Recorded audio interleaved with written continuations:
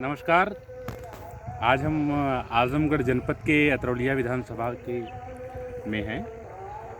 यह विधानसभा आज़ादी के दौर से बहुत ही फेमस रही है। बहुत सारे क्रांतिकारी इस धरती पर पैदा हुए। ये धरती बहुत पवित्र और पावन धरती रही है। इसी धरती पर से कुछ दूर दत्तात्रेय दुर्वासा का आश्रम है।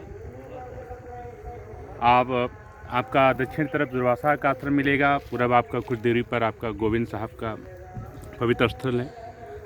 आज हम लोग जिस मुद्दे पर यहाँ बात करने आए हैं वो विधानसभा चुनाव के परिप्रेक्ष्य में विकास की स्थिति क्या है।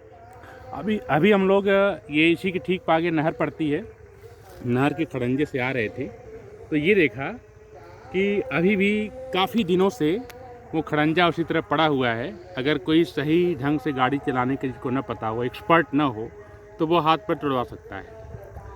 इस विधानसभा से लंबे समय तक विधायक रहे हैं माननीय बलराम यादव जी, और इस समय उनके पुत्र जी विधायक हैं। ये इलाका जो है इसके जस्ट बगल में धनेज पांडे गांव है।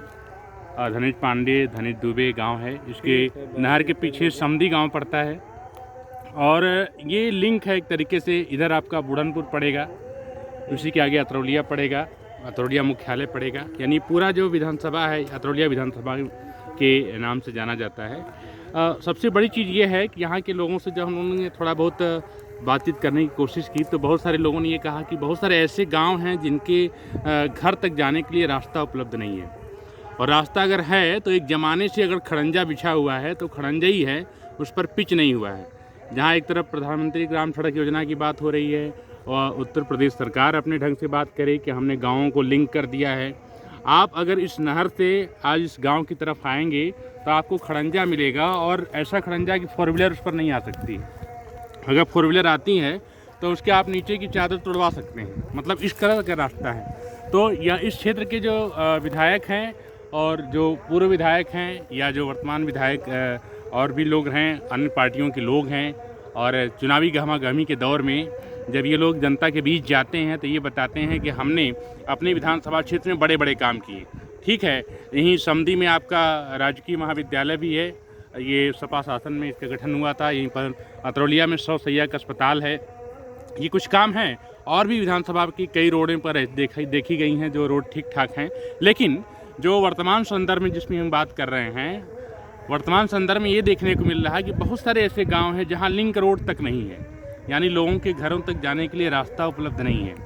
ज़रा इस चीज़ों पर लोगों को नज़र रखनी चाहिए। और कोई इस इलाके में कोई इस तरह का एजुकेशन हब नहीं है, कोई ऐसा विद्यालय नहीं है जो आमतौर पे यहाँ पे कोलसा डिग्री कॉलेज है, वैसे पुराने उद्योग इंटर कॉलेज भी है, लेकिन जो मानक जो स्टैंडर्ड के हिसाब से जो चीज़ होनी चाहिए वो इस तरह का कोई एजुकेशनल हब नहीं है यहाँ पर।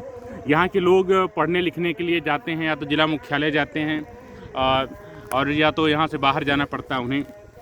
तो इस विधानसभा की जो मेन नीड है कि यहाँ पर जो सबसे बड़ी चीज़ है, रोज़गार के लिए भी कोई अवसर उपलब्ध नहीं है।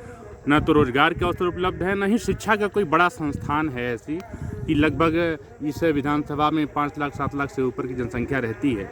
और अगर वो लोगों के लिए एक बेहतर प्लेटफार्म बन जाए शिक्षा के लिए तो शायद इस अतरौलिया विधानसभा की जो ऐतिहासिक धरती रही है, जिसका आज़ादी के आंदोलन में बहुत बड़ा योगदान रहा है, हो सकता है कि अतरौलिया विधानसभा के लिए काफ़ी बेहतर काम हो। अभी इसी संदर्भ में हम और गांव के लोगों से बातचीत करेंगे और उसकी बात आपसे करें। धन्यवाद।